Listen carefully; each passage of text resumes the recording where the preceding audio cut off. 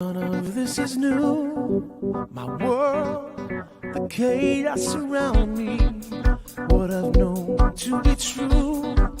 We think we know, but do we? Tick tock of the clock, and I see hands going all directions. Can't see your face, but I see worry in my own reflections. Something tells me you've seen this face before. Redemption waits for you, I'm sure. I see your eyes in the moon. Hey friends, this is Brandy Deutsch, and Sean Dolan, our co-host, is still on sabbatical, but he'll be with us next week. Welcome to Impossible Conversations. And today we're talking about surveillance and privacy. Our special guest over here, Ramerio Romani. I am so excited to have Thanks him here. for having me on, Brandy. You're very Such a welcome. pleasure. I'm so glad you're here. We have a lot to talk about, Ramerio. So let me tell you who Ramerio is. Ramerio is a technologist. He's an activist, an educator, and an entrepreneur who dropped his corporate career to work on meaningful social movements. He's a core member of the Freedom Cell Network and co-producer of The Greater Reset. Shout out to Derek Bros and Miriam. And and he's helped grow both of these movements to tens of thousands of people while protecting the privacy of their users. Since he's begun educating and assisting others through his projects, Take Back Our Tech, which is one of those projects, is an educational initiative that releases free content on how individuals can increase their privacy and security by using friendly technologies. He's also launched his own company called Above Agency, which has recently released the Above phone. It's a complete privacy phone solution that combines secure hardware, open source operating systems, and cutting edge privacy services. So again, Ramerio, welcome to the show. Super excited to have you here. Awesome. Yeah. Thanks for the great introduction. Yeah, there's so much going on in our space, and especially in the digital space. It's really hard to keep up. So I hear you have some questions on how all of this works under the hood. So I want to clear some of that stuff up from you, and also want to share a lot of cool new projects, some of which you mentioned, and also new projects we have coming up for Freedom Cells and others. So yeah, thanks again for having me. Awesome. Thank you. Thank you. We're going to definitely have Derek on and Miriam on at some point because we haven't yet, but we've talked about Derek's work and what you guys have been doing for the Greater Reset. And it's so exciting. I mean, talk about not just give people hope, but a place to begin working with other individuals who have like mind and have like concerns and are really doing something to propel us forward, prepare our future forward in a more positive way. So the first question I have for you, Ramerio, is I'm curious about who you are, but like what made you want to get into technology and programming, and what made you say, hey, I want to do this every day of my life? Yeah, I mean, that's a really good question. I think I have the type of personality that just like goes after everything, but I think programming really stood out to me because I was one of the first generations, who grew up with internet. Like, so that's what I was doing ever since I was 10 or 11. I was on the internet and using it, and it became a really big part of my life. And it wasn't until my final year of school where I didn't know what I wanted to do in school at first, but my final year was when I had a really good professor and we started building web applications. And I was like, oh my gosh, wow, I can do this. And it's really, really powerful. Around this time, I was still expanding my worldview and realizing how some things worked. And I knew I wanted to create tools that help people become fulfilled, because really all of these traditional systems are just not fulfilling at all. And I thought that I might be able to create a tool that could work like that. And I did get a good job out of school, and I was working in the field for several years, but there was just always something missing. And I was lucky to have a friend like Derek Bros who opened this door for me and really changed my life, along with letting me realize that there is a solution, because I knew about all the problems, from that really cool intro you had. I was really in that mindset, just like, oh yeah, this sucks so bad, and oh my God, look at all the crazy technology they have. And it helped me realize, all right, well, let's just build something that can help us combat it. So yeah, that's kind of how I got into it. And I've really dipped my fingers in pretty much anything and everything. I would almost say that, more than a technologist, I'm like a generalist, and I like doing it. Awesome. Yep. It's such an important part of what you do in life, right? Like, it's such an important part of what you do is to find joy and happiness in what you do every day. I am wholeheartedly on board with that mindset.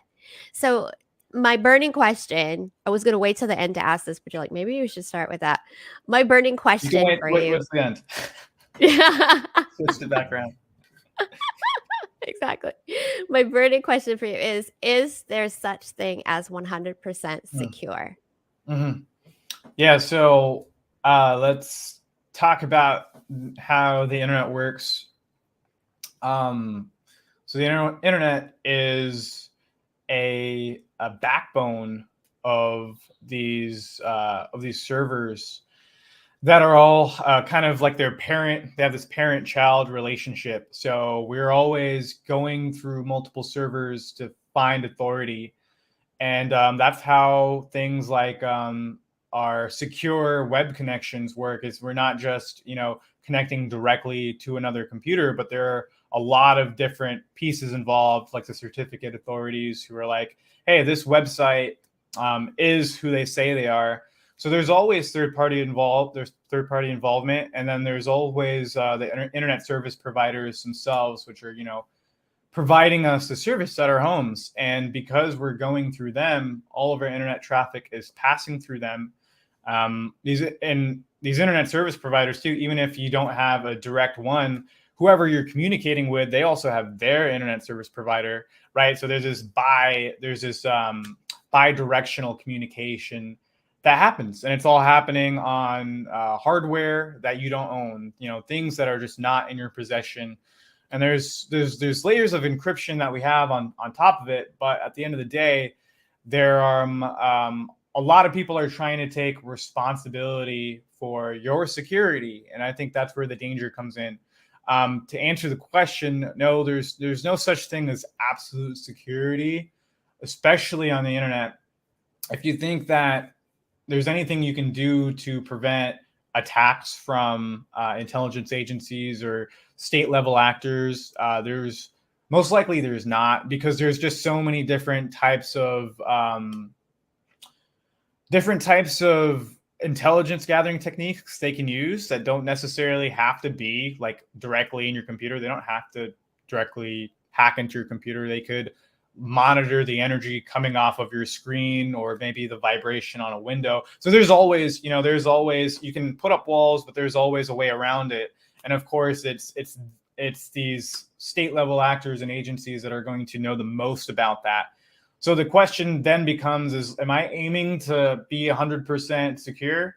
Well, I honestly don't think many people need that level of security. And I think, it really fits hand in hand with a philosophy of not being of being peaceful, of being solutions focused, not trying to tear down what is already there, but creating your own thing, because that's not something that is a threat and would cause them to have you need 100% security.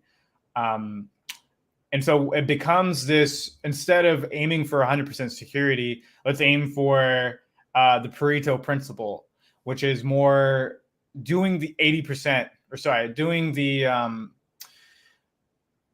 the important 20% of the work that has 80% of the benefits. And these benefits are really more in the privacy space, because for my research, I found that all these companies and organizations that are doing surveillance are wanting you to use their convenient systems. And if you use these convenient systems just out of the box, it's probably really easy to get up. Most of the time, the products are free. That's how Google really became famous, is they were offering 2 gigabytes of storage when no one was offering storage. But one of the terms of service was that they got to read your email and learn from you. And so that's kind of the trade-off, right? This privacy versus convenience. So rather than aiming for 100% security, let's just aim for the 20% of things that we need to do in order to have the 80% of benefit. And there's also a vice versa part to that. Yeah, I think we're going to talk about a lot of things today that are going to be, hey, here's the easiest things that you can do to get the most benefit. Excellent. Wonderful. So I think one of the biggest things for the common person who uses tech, there's a lot of not understanding how much of their information is not only, being monitored, not monitored, it's not the word I want to use, being looked at, and also who owns that information once it's out there. And then also, how much of it is like what's real, because we hear a lot of things about what's real, what's not real regarding these different types of things around surveillance. So when I say what's real, with, for example, let me just give you an example, because I think this is what a lot of people might run into. For like when you're on, let's say, Facebook, and you see those photo challenges, 10 years ago versus today or whatever, and they have these two pictures up. Is that really about like facial recognition techniques, or is that really just a game? What would you say about that kind of information? And is it okay to do that kind of thing if you're concerned about your privacy? Yeah, well, I think that so it's kind of funny how Facebook and these other social media platforms have like morphed into what would be a surveillance state's dream, which is to provide every update and aspect of your life and locate it and give pictures and share that with the world. I think it's I'll speak to that specific feature in a second, but I think too, like, you can learn a lot from these projects, from their founders, and kind of what the site was like early on. And there was a lot of controversy around Mark Zuckerberg and when he was a student at Harvard, and the types that, how he would refer to it. And it was kind of funny because when students were signing up from Harvard, Mark would reach out to his friends on Instant Messenger and be like, hey, if you need to know anything about a Harvard student, I have their jobs, their emails, addresses, pictures of them, just, this different information. Wow. And his friend was like, at the time, he was like, why would they give this to you? And he was like, I don't know, they're stupid. And there's an expletive, they're stupid.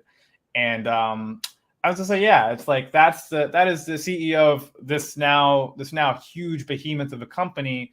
And once you put something out there, it's never really coming back in, right? You don't own it.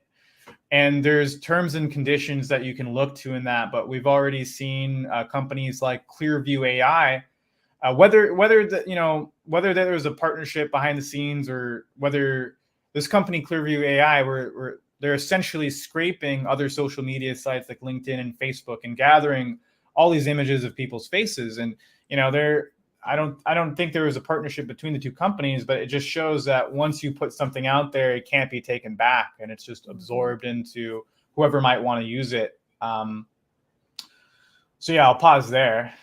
And I have more things to say about just the facial recognition. And Okay, great. Thanks. I know that's good information. That's actually really good insight. And it kind of segues into the next thing I want to ask you about Take Back Our Tech, which is the initiative that you started that was designated to educate people about privacy and what to do to protect their information.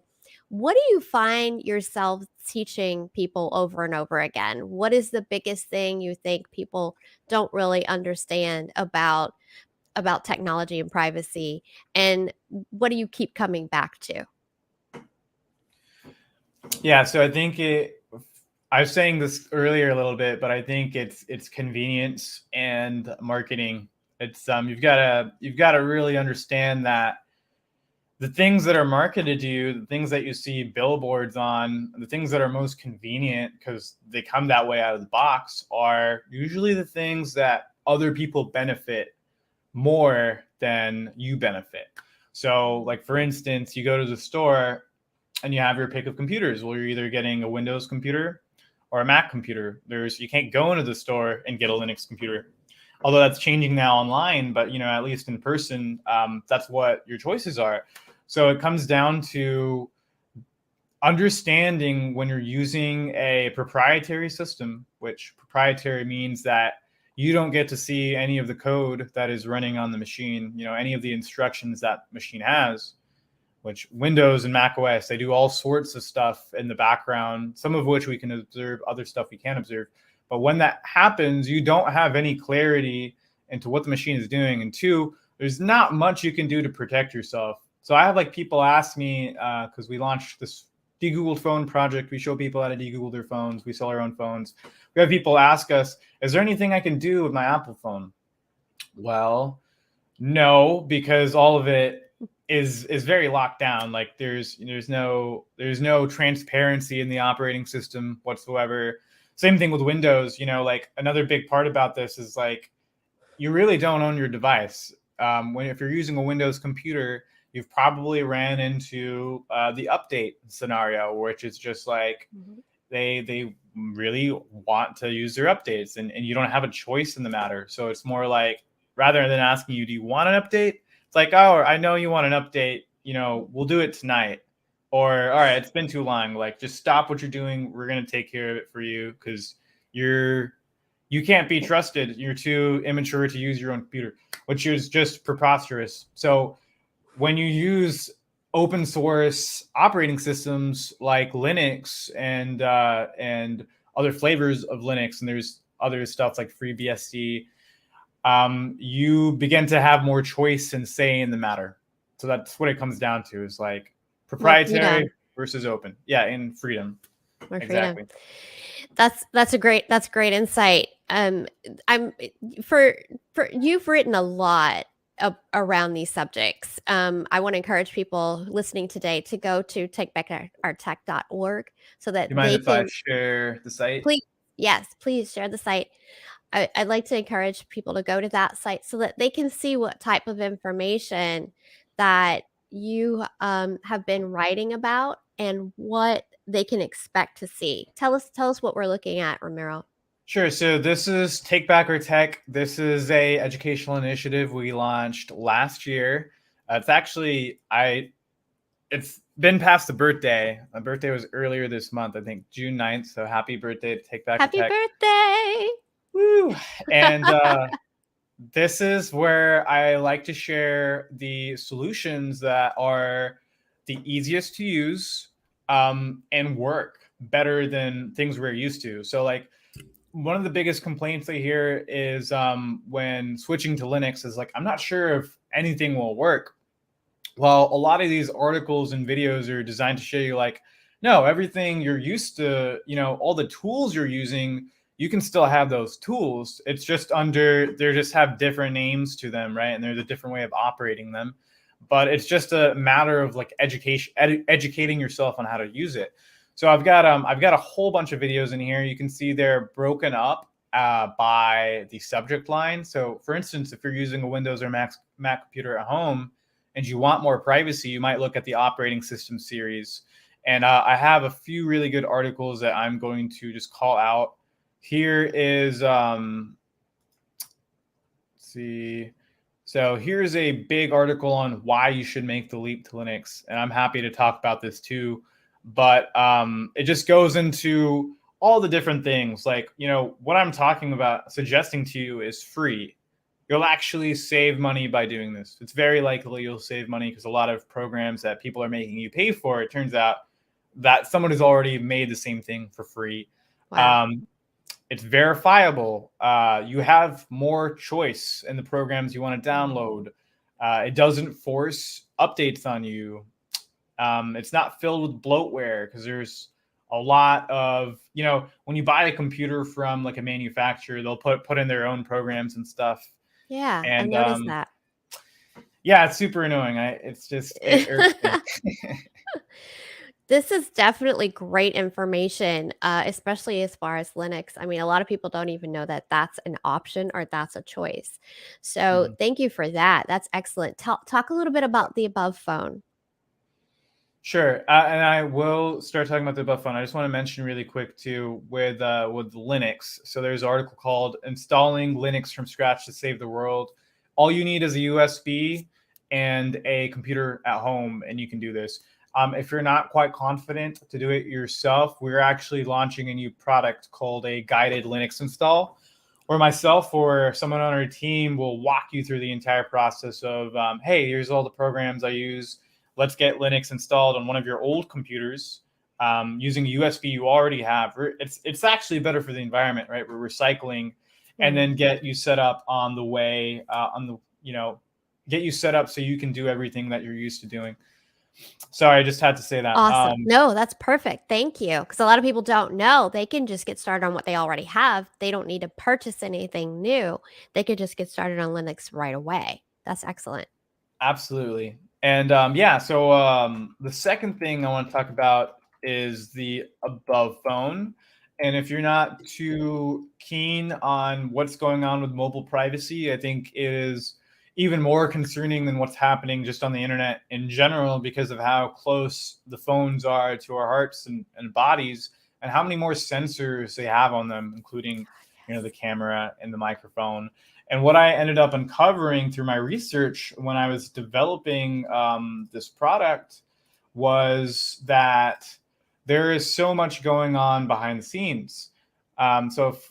So this is a article I wrote on who can we call on, how our phones are tracked by big tech, telecom, and government. And I won't Wow. exhaust this article here, but essentially there's three major players that are seeing what you do on your phone. And again, there's only two companies that are kind of leading this partnership. There's Apple and then there's Google, which runs Android, and Apple runs iOS. Together, they have a combined market share of 99%. So they have information on the 99% of all phones on Earth, billions and billions of Wow. phones.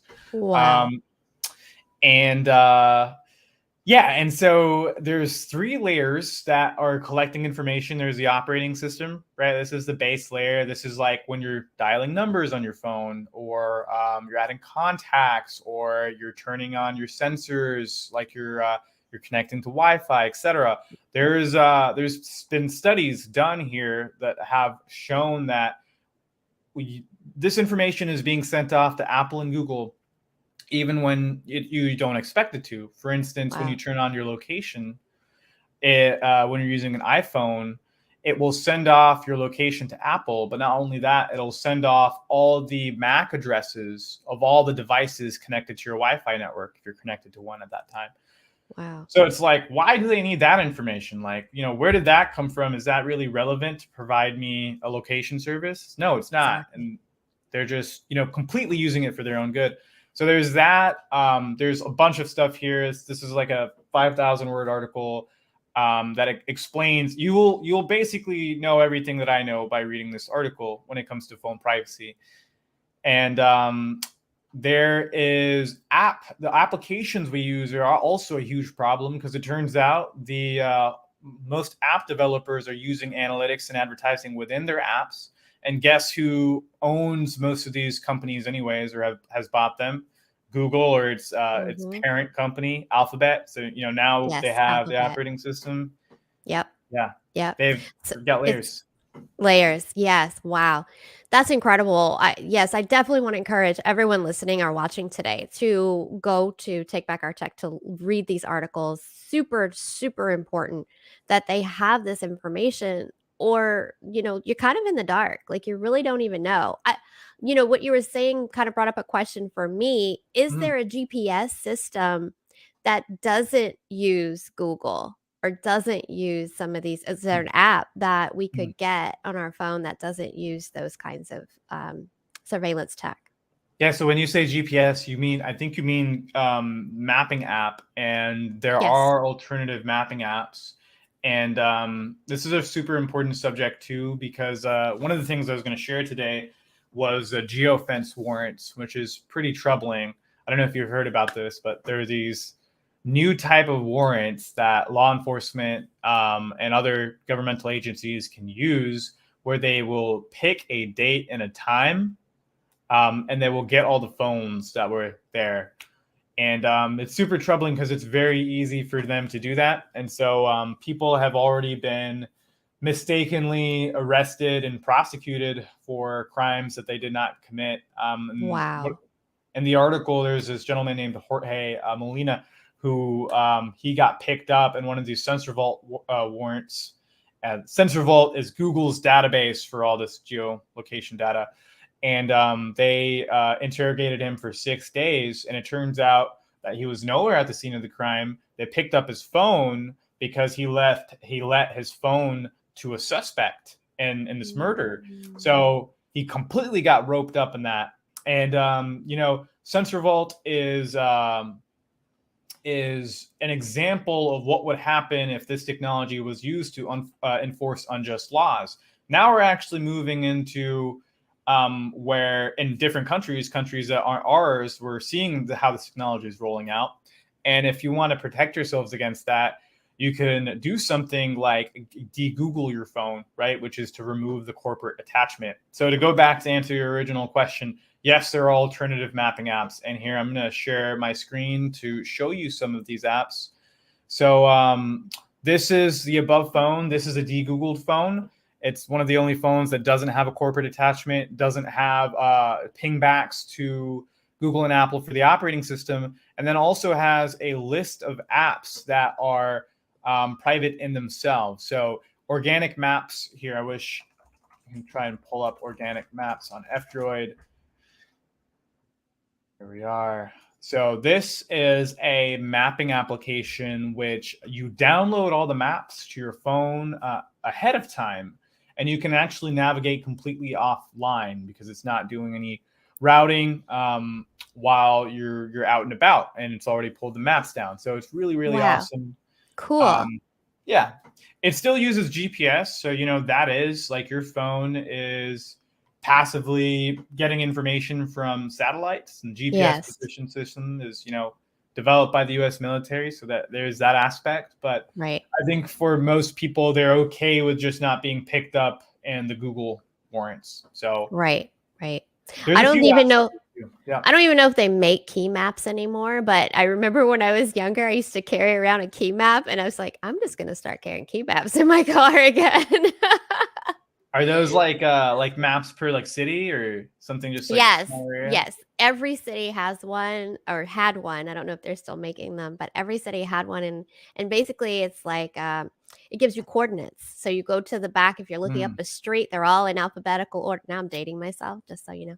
And so you go to the back there in alphabetical order. You find the street you're looking for, and it'll give you coordinates and a page number. You go to that page number and the coordinates, it tells you what it is. I mean, I don't know. Get one of those. That sounds great. It's so easy to use. Yeah. I feel like so easy.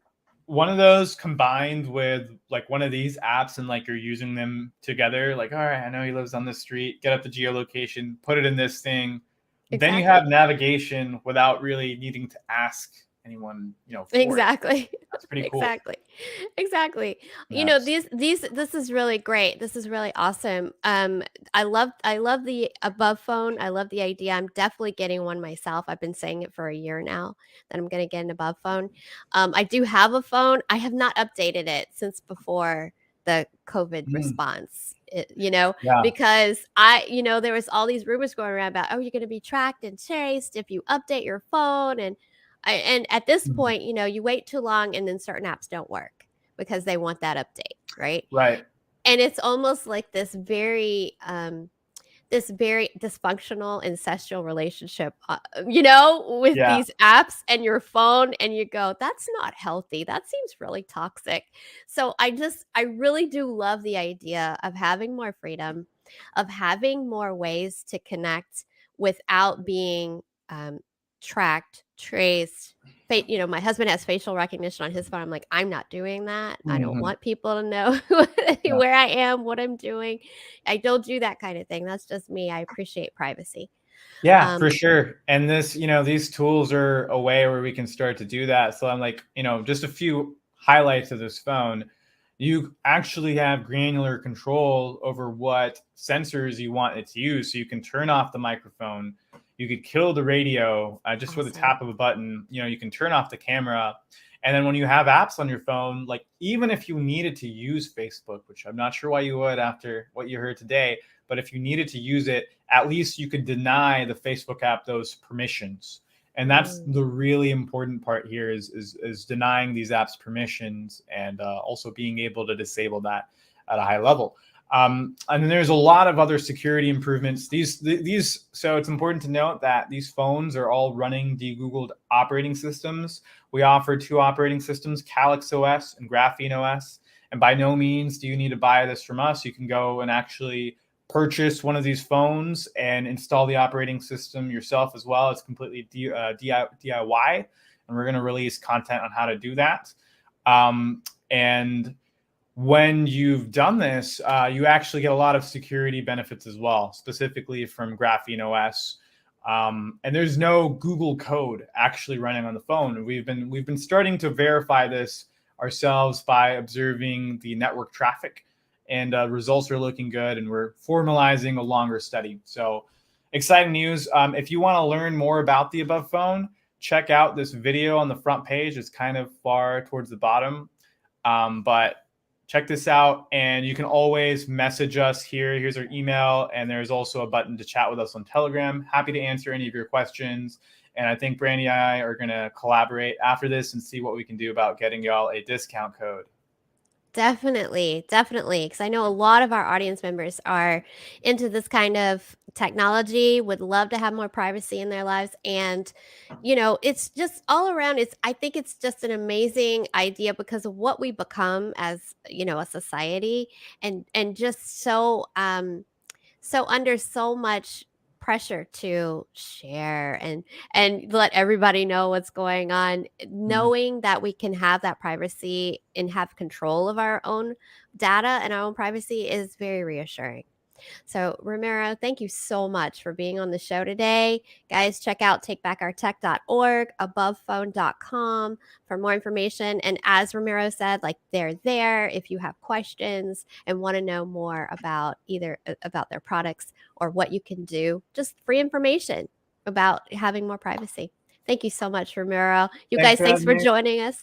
Thanks for joining us today. We really appreciate all of you guys. Have a wonderful day.